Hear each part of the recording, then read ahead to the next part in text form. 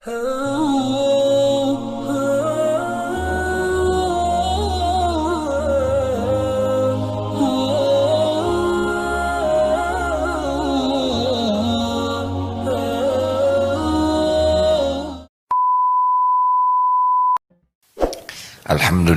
Rabbil Alamin alladzi khalaqal mauta wal hayata liyabluwakum ayyukum ahsanu amala wa huwal azizul ghafur. Allahumma salli ala sayyidina Muhammadin wa ala alihi wa ashabihi ajma'in. Allahumma ij'alna minat tawwabin waj'alna minal mutatahhirin waj'alna min ibadika sholihin. Amin ya rabbal alamin. Hadirin, tidak ada yang membuat kita galau, resah, gelisah, kecuali diantaranya adalah dosa. Jadi kalau kita menghadapi suasana tidak enak di hati, kemudian dalam kehidupan pun tidak nyaman, yang pertama diperiksa adalah dosa kita sendiri. Jangan sampai kita sibuk merasa diri sudah benar, karena itu tidak menolong kita. Kita baru bisa tobat kalau kita berani jujur melihat diri kita sendiri. Seringkali kita melihat yang salah itu orang lain, padahal kepahitan itu diundang oleh zalamtu nafsi. Kita pasti punya dosa, pasti. Dan Allah menyaksikan dosa kita yang terang-terangan, yang sembunyi-sembunyi, yang sengaja, yang tidak sengaja. Dosa yang berulang-ulang, tidak ada satupun maksiat yang kita lakukan, baik yang nampak, yang tersembunyi, yang halus, sengaja, tidak sengaja, kecuali Allah pasti menyaksikannya. Allah pasti tahu dengan sempurna dan pasti kembali ke kita. In ahsantum ahsantum li anfusikum wa in asatum falaha. Jika kamu berbuat baik, kebaikan itu untukmu sendiri. Dan kalau kita berbuat buruk, maka keburukan itu pun tidak akan meleset, akan kembali kepada kita. Jadi kita agak sulit untuk bisa tobat kalau kita terlalu sibuk dengan kesalahan orang lain. Padahal kalau masalah itu tidak akan bisa selesai dengan kepintaran kita, masalah itu tidak akan selesai dengan keahlian kita, tidak ya, dengan kegigihan ikhtiar kita, tidak. Masalah itu selesai kalau Allah menyelesaikannya. Walaupun pintar, gigih, kalau Allah tidak menolong, tidak bisa. Tapi kalau Allah menolong, wa yuridka bi khairin fala radda li fadli, tidak ada yang bisa menolaknya. Yushibu bihi may yasha'u min ibadi wa huwal ghafurur rahim. Allah berikan kepada siapa di antara hamba yang dikehendakinya, dan Allah lah Ghafurur Rahim, Maha Pengampun lagi Maha Penyayang. Jadi kalau kita sakit, ada masalah tentang keluarga, keuangan, kesehatan, tentang pekerjaan, sebaiknya stop dulu mikirkan kesalahan siapapun, fokus saja ke diri. Astagfirullahaladzim, ampun, jujur saja ya. Allah tahu kita sedang diam, Allah tahu kita sedang berusaha untuk mencari, mendeteksi dosa dan maksiat kita. Allah tahu itu. Kita tafakur, Allah tahu juga, kita minta, ya Allah bukakan hati saya, Allahumma ij'alni minat tawwabin waj'alni minal mutatahhirin waj'alni min ibadikas shalihin. Kita minta kepada Allah supaya bisa tobat. Nah, tobat itu kan harus ada kejujuran melihat dosa sendiri, kemudian penyesalan atas dosa yang kita lakukan, dan permohonan ampunan kepada Allah dengan sungguh-sungguh. Nah ini gerbang solusi. Jadi mau apa saja kalau kita kurang tobatnya ya seperti pintu yang tidak kita buka kuncinya. Biasanya kalau kita punya hutang lebih sibuk memikirkan yang nagihnya galak ya. Padahal hutang itu hanya bisa lunas kalau Allah yang melunasi. Dan hutang itu mudah bagi Allah melunasinya. Tinggal bagaimana nih hutang ke Allahnya yang kita pikirkan. Nah, kali ini kita akan bahas satu istighfar yang paling dahsyat, namanya Sayyidul Istighfar. Ya. Dari ini hadisnya sahih, Imam Bukhari, kemudian Imam Nasai, Imam Ibnu Hibban. Pokoknya ini benar-benar bisa kita amalkan ya. Dari Syaddad bin Aus radhiyallahu anhu dari Nabi sallallahu alaihi wasallam, sesungguhnya istighfar, sayyidul istighfar an yakul abdu, dan sesungguhnya istighfar yang paling baik adalah seorang hamba mengucapkan Allahumma anta rabbi, ya Allah engkaulah Tuhanku, la ilaha illa anta, tiada ilah yang berhak diibadahi dengan benar selain engkau. Anta itu engkau kepada Allah. Khalaqtani, engkaulah yang menciptakan diriku ini ya Allah. Wa ana abduka, dan hamba adalah hambamu. Saya adalah hambamu ya Allah. Wa ana ala ahdika wa wa'dika mastata'tu, hamba menetapi perjanjianmu dan janjimu sesuai dengan kemampuan hamba ya Allah.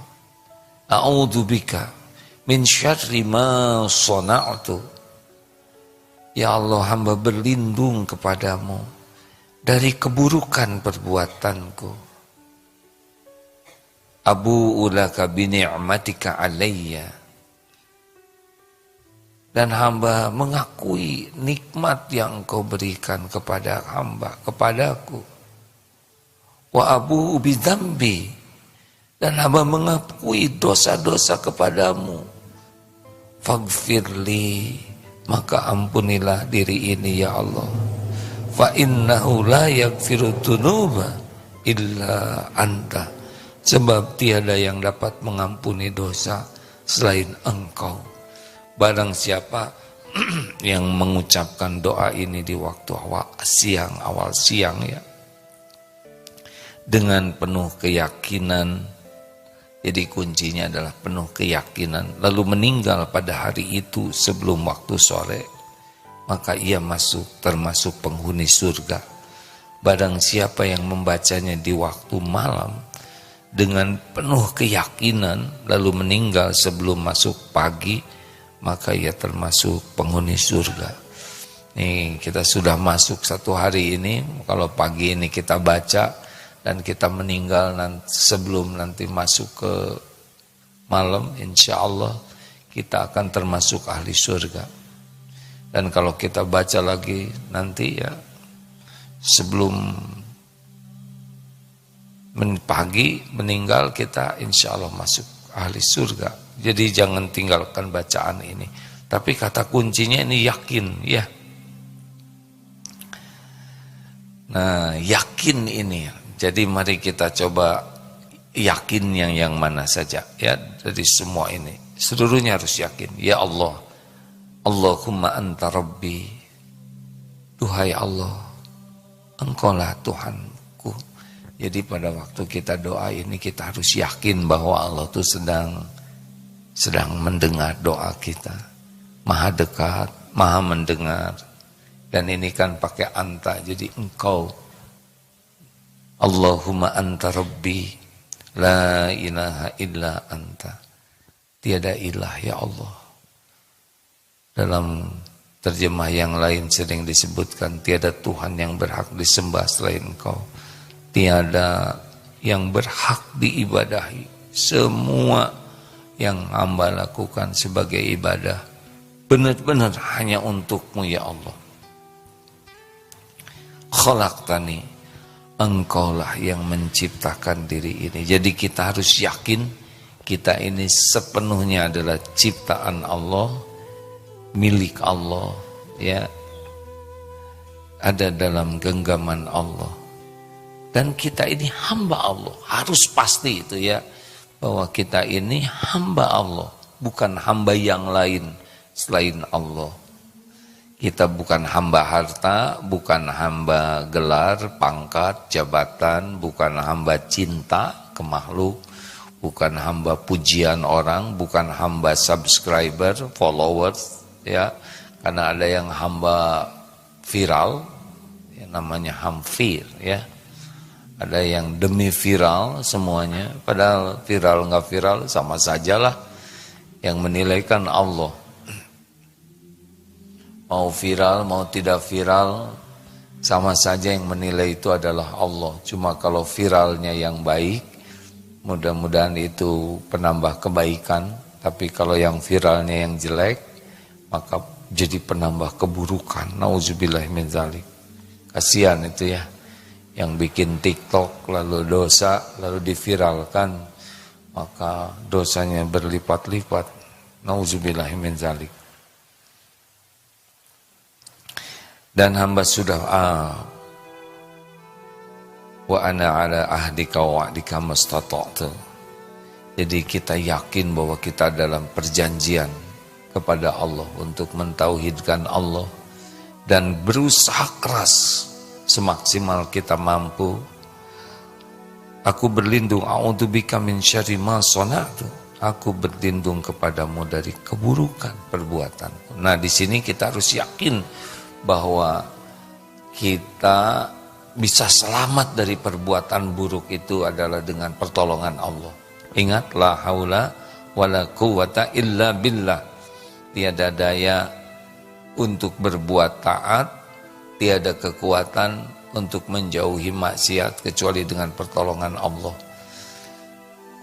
Waktu azan, hayya 'alas shalah, jawabannya la haula wala quwata illa billah.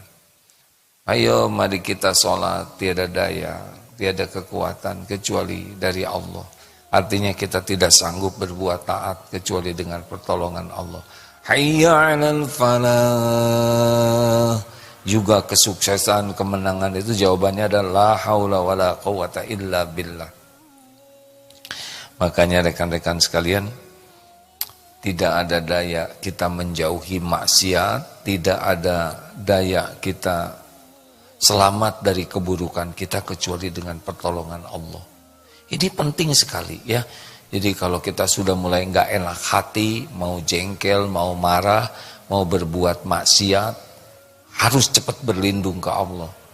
Karena Allah lah satu-satunya yang menguasai kita dan bisa melindungi kita dari perbuatan buruk. Kita betul-betul takut rusak oleh keburukan kita dan berlindung kepada Allah. Jadi Sayyidul Istighfar ini benar-benar tauhid ini ya. Sudah jelas kita ini mengakui diri ciptaan Allah, hamba Allah dan tidak mengabdikan kecuali kepada Allah, dan mengakui ada perjanjian dengan Allah dan berusaha untuk menetapi perjanjian itu, dan juga kita betul-betul berlindung kepada Allah, mengakui kekuasaan Allah yang sempurna yang bisa menyelamatkan kita dari keburukan kita. Dan juga abu ulaka bi ni'matika alayya, ngaku bahwa dosa, mengakui nikmat-nikmat dari Allah itu dari awal sampai akhir, setiap saat kita ini benar-benar tenggelam dalam samudra nikmat yang tiada bertepi setiap saat. Jadi kita ini betul-betul apapun itu hanya dalam limpahan karunia Allah. Ya seperti teh celup gitu, tapi dicelupkan ke dalam lautan karunia. Seperti kita saat ini tuh benar-benar kita bisa nafas, bisa ngangguk, bisa jantung berdetak, bisa mikir, bisa mendengar, bisa, waduh itu nikmat dari Allah. Banyak orang yang tidak mengakui nikmat ini milik Allah, dari Allah semuanya. Banyak yang sibuk dengan kecewa. Bukan tidak boleh kecewa, kita boleh kecewa kepada diri yang kelakuannya tidak mau taat, sholat tidak khusyuk dan sebagainya ya. Dan aku pun mengakui dosaku kepadamu, ya wa abu bidzambi. Dan saya mengakui ya Allah, lumuran dosa, maksiat, lirikan mata, pikiran, mulut.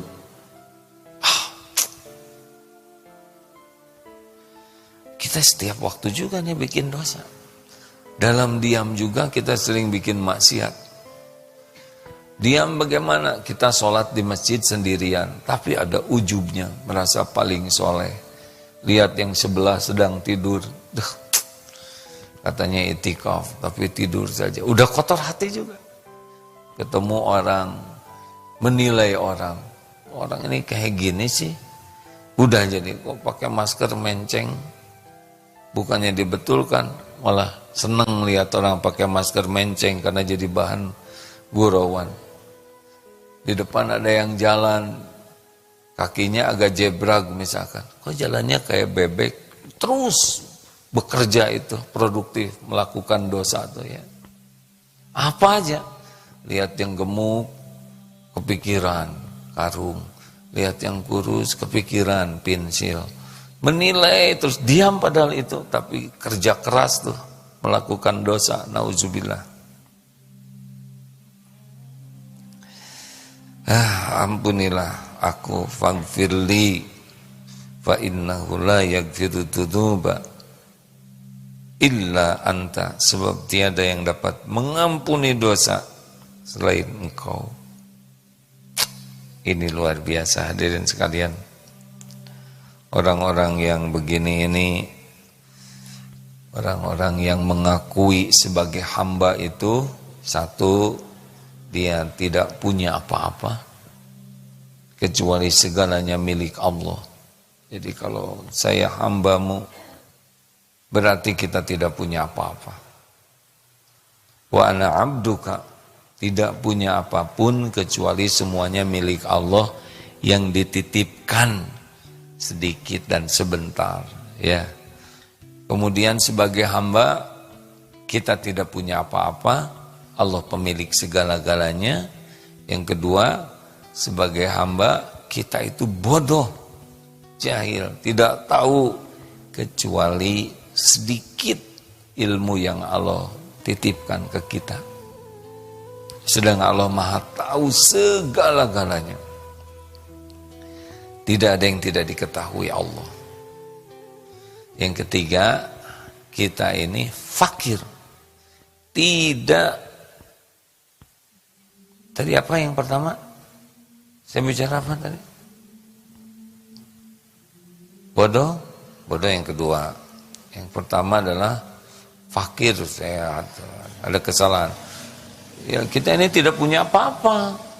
Yang ada semuanya milik Allah. Lillahi ma fis samawati wa ma fil ard. Kita tidak punya apa-apa. Bahkan diri ini pun bukan milik kita.